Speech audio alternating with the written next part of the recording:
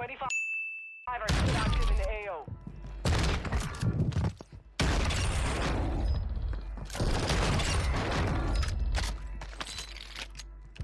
I know what you're probably thinking, why would you bother rocking any shotgun besides a Lockwood 300 at this point? And I totally understand, but as you'll see in the little bit of gameplay that I have, on some instances I challenge someone with a Lockwood 300, they either hit their shot barely or they kind of miss their shot entirely, and I end up getting the drop on them with something like the Bryson 800, which is kind of funny to me since the time to kill isn't the greatest on that thing.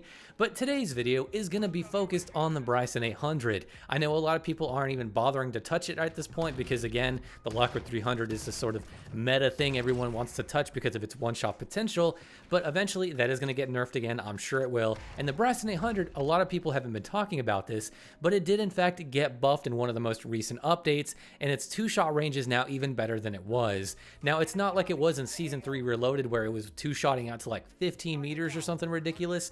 I miss those days. No, it's still not as good as that, but it is better than it was. And so today's video is dedicated to the Bryson 800 and why you should give it a try, especially if you're getting a little bit tired of just having to rely on the Lockwood 300. So if that sounds good to you, let's just go ahead and get into it. First, we're going to check out sim.gg to kind of go over the ranges real quick. So right now, as you'll see, the base gun, if we have it set to 300 health, which I do, you can see its two-shot range is usually this first drop off, and you can see here it's 6.5 meters. This is your two-shot range for the gun now. It was previously 5.8, so as you can see, it almost got a meter increase to it, and at the same time, the Bryson 890 also did get a little bit of a nerf, so it's not on par with the Bryson 800 anymore, which I'm glad to see. I'm glad there's more discrepancy between the two now. But the thing is, if you kit this thing out for range, if you're using the rifled barrel, something like the SAMX50, your two-shot goes out to 9.1 meters. And the thing is, with Dragon's Breath, that usually increases your two-shot range, but decreases your overall range. And as you can see, you only get about 0.2 of a meter more of range with Dragon's Breath. So at this point, Dragon's Breath really isn't worth running over the normal ammo type, in my opinion, because again, with the normal ammo, you basically go from a two-shot to a three-shot and then to a four, but with Dragon's Breath, it goes from a 2 to a 4. So this thing is a lot more versatile than Dragon's Breath. Now, yes, Dragon's Breath does give you about 230 damage up close compared to just 200, but in my opinion, having this little versatility is pretty good and does make for some fun engagements, and I just like using things besides Dragon's Breath. I'm kind of burnt out on Dragon's Breath, no pun intended, so this is nice to see. Having that potential of 9.1 meters is pretty gnarly. Now, normally, I rock the Bryson choke, which doesn't give you any more range unless you tune it a little bit, and that is still 8.2 meters, which in my opinion is still awesome, and this is way better than it was at the halfway point of Season 5, so this is a great change to see, and I'm very happy with it. As for a class you can check out, this is the one I had from my last video, which is the hipfire build, which if you didn't see my last video, go check it out. They basically stealth buffed the hipfire on this shotgun and the other pump action, as well as the Lockwood, it seems like, maybe some of the other shotguns, but it's not as noticeable.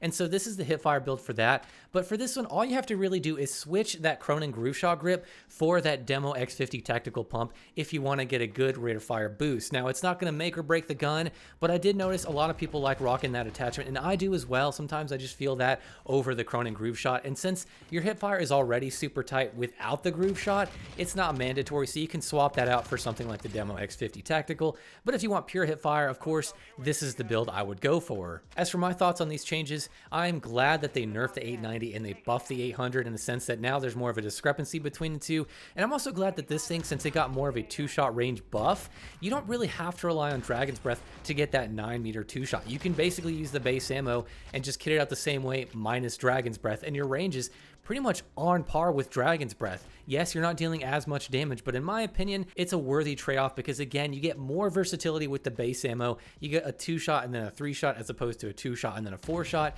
So it's really nice to see, and I honestly love using this shotgun.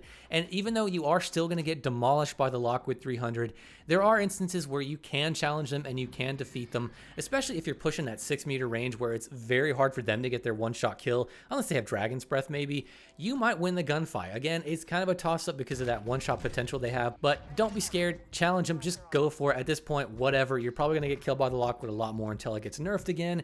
So that's about going to do it for this video, guys. Not too much of a longer video for this one, but I want to know down below in the comments, what do you think about this buff? Are you still using the Lockwood 300, or are you going against the grain and using something like the Bryson 800 or the Bryson 890? And with all that being said, guys, I will see you in the next video.